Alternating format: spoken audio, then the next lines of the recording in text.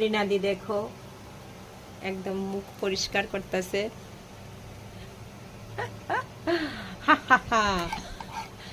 ওই যে ওইটার থেকে কিতা লইতাছে, লইয়া সেটা মুখে দিতেছে। এবার টান দাও।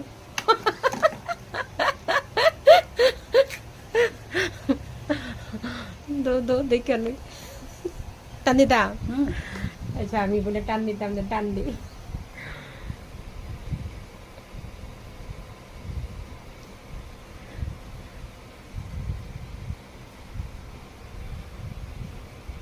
দেখো তো পশম দিয়ে আইসিনি। দেখা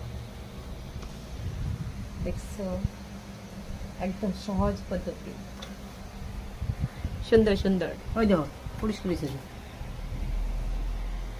হুম।